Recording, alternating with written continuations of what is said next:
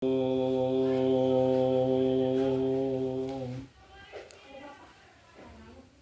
51 doctor बाबा साहब भीमराव अम्बेडकर के प्रारूप समिति के अध्यक्ष बनने के पश्चात डॉक्टर बाबा साहब भीमराव अम्बेडकर ने दुनिया के संविधानों का पुनः अध्ययन प्रारंभ किया और अध्ययन करने के पश्चात उनके मन में विचार आया, भारत का संविधान कैसा हो। इससे पूर्व लोगों के सुझाव आए कि भारत का जो संविधान बने वो वेदों के आधार पर बने। कुछ लोगों का सुझाव आया भागवत गीता के आधार पर बने। कुछ का सुझाव आया हदीस और कुरान के आधार पर भारत का संविधान बने। जब ये सब सुझाव आए तो डॉक्टर बाबा साहब भीमराव अम्बेडकर ने उनके कुछ प्रश्नों के उत्तर दिए। डॉक्टर बाबा साहब भीमराव अम्बेडकर ने कहा कि कुछ लोग चाहते हैं कि आज का संविधान मनुस्मृति के आधार पर बने। मनुस्मृति के आधार पर जिस प्रकार चतुर्वर्ण व्यवस्था थी उस आधार पर भारत का संविधान बने। तो डॉक्टर अम्बेडकर जी ने कहा था कि ये प्रश्न करने वालों को सोचना चाहिए कि यदि हम विचार करते हैं कि नेतृत्व तो केवल एक ही समाज कर सकता है, सत्ता का कर्णधार एक ही हो सकता है जो क्षत्रिय है, हमको आज सोचना होगा कि किस प्रकार से आज महात्मा गांधी वैश्य परिवार में पैदा हुए हैं, लाला लाजपत राय वैश्य परिवार में पैदा हुए हैं, लेकिन देश की आज़ादी के लिए देश का नेतृत्व किस गुणवत्ता और कितनी होशियारी के साथ कर रहे हैं कि पूरे देश की जनता करोड़ों की संख्या में उनके साथ जुड़ी हुई है।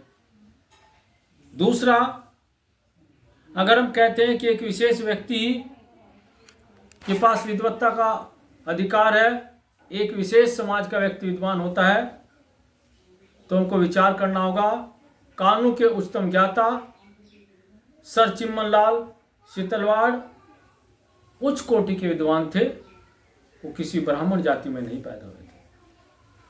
आगे डॉक्टर बाबा साहब भीमराव अम्बेडकर ने कहा कि अगर इससे आगे विचार करते हैं, बख्शी टेकचंद, मेहरचंद महाजन ये कानून के विशेषज्ञ थे।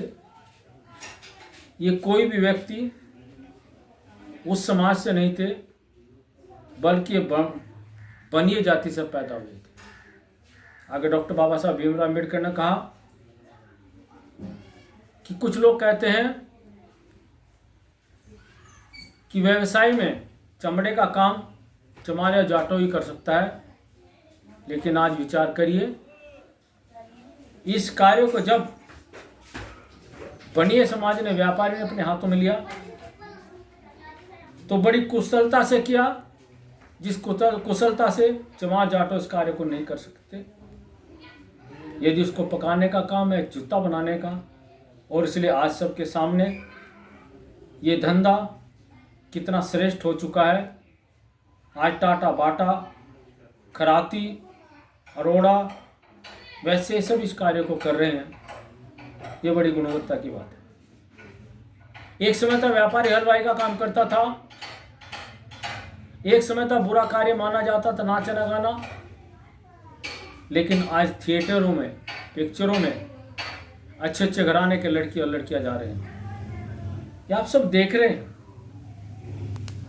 पहले एक कार्य था कि जो सैलरी लेता है वो शुद्ध आता था।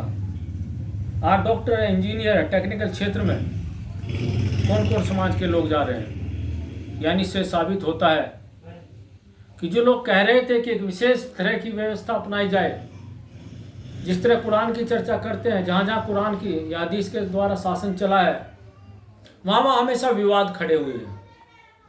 लोगों ने वहाँ की सत्ता आपस में एक दूसरे का तख्ता पलट करने का प्रयास करती हैं, जैसे वर्तमान आप बांग्लादेश में भी देख रहे हैं। तो इसलिए डॉक्टर बाबा साहब भीमराव अम्बेडकर ने कहा था कि मैं इस तरह का संविधान नहीं चाहता, न मैं इस तरह के संविधान का विचार करता हूँ। इसलिए न तो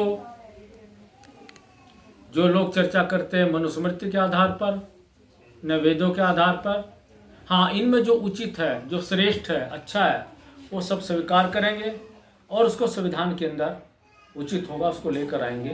ये बात सत्य है। आगे डॉक्टर बाबा साहब भीमराव अम्बेडकर ने भारतीय संविधान के बारे में कहा था कि संविधान ऐसा बनाया जाएगा जो किसान, मजदूर, व्यापारी, वनवासी, गिरिवासी, जनवासी, SC ST सबके लिए श्रेष्ठ होगा, सबके लिए उपयोगी होगा, सबके लिए लाभदायक होगा। इस प्रकार का एक आदर्शवादी एक संविधान का निर्माण किया जाएगा। और आगे डॉक्टर बाबा साहब भीमराव अम्बेडकर ने कहा, जब एक बार कुछ लोगों ने तथ्य रखे कि भारत का जो संविधान बनाया जाए वो वेदों के आधार पर बनाया जाए, एक व्यक्ति ने उन पर विशेष दबाव डाला कि आप एक बार विचार तो करिए। तब एक व्यक्ति उनके पास गया, कहने लगा आप कोई भी कार्य करिए, संविधान के आधार पर जो भी धारा नियम कहोगे वो तुरंत आपको मिल जाएंगे। डॉक्टर बाबा साहब भीमराव अम्बेडकर के पास वो व्यक्ति गए और जब उन्होंने पहुँचे, चर्चा प्रारंभ हुई।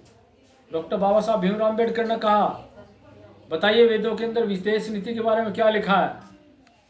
तो उस व्यक्ति ने कहा दिल्ली के अंदर कि मेरा बेटा